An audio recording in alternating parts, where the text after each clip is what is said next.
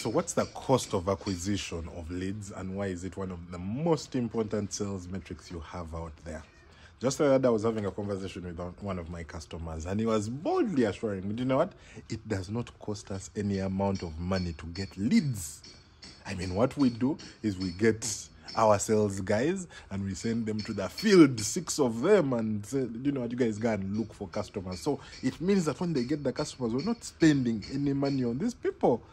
I looked at him and said, you man, aren't you giving these people transport? Aren't you giving these people lunch? Aren't they spending time? And in return, how many leads are you getting at the end of the day? That is when they told me that on a good day, we'll talk to roughly about 20 people, and of those 10, we'll maybe get 5. I was like, do you know what? How much are you spending a day?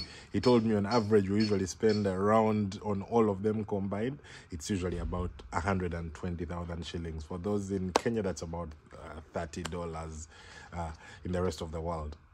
And I told him that, you know what? Honestly, that is a bit off. Do you know that on average, you're actually spending 120,000 Ugandan shillings only to get 30 leads? That's one of the most ineffective methods of leads acquisition. Meaning, by the time the month ends, you're going to be spending almost 2.5 million, which is, give or take, $600. It's a lot of money. If you had invested that same portion of money on any other leads acquisition channel, it would actually have been a whole lot cheaper for you to acquire the same leads that you're getting at the end of the day. So yes, the best way to track this is get to understand, number one, how much am I spending? And number two, how many leads am I getting out of that? And once you divide those two, that is what gives you the cost of acquisition.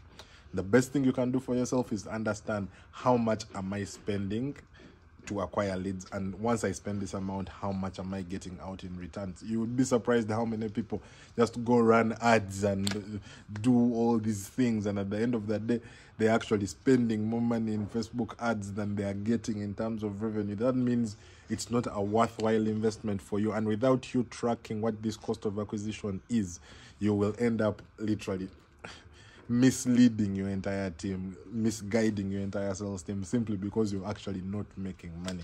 And because you don't track it, truth be told, you'll be operating at a loss right from inception. So my tip for today is just get to understand what the cost of acquisition of leads is, and get to understand how can I acquire these leads cheaper. There are different options to get leads. You can send people manually to the field. You can use AI to get you the leads, and they bring the leads here and you talk to them from there. You can run ads, and ads bring you people and you talk to these people. So there are so many different alternatives of acquisition of leads. So get to understand what those different options are, because sometimes what is keeping you poor is you're using the worst possible option, but simply because you're not tracking the metrics that make the most sense in order to give you the best return on investment. So that's my tip for today. Don't forget, I share a ton of content on sales and marketing, and if you're looking for a software that can help you generate leads, check out the Monkey Pesa AI. I'll leave a link right here. Bye-bye for now.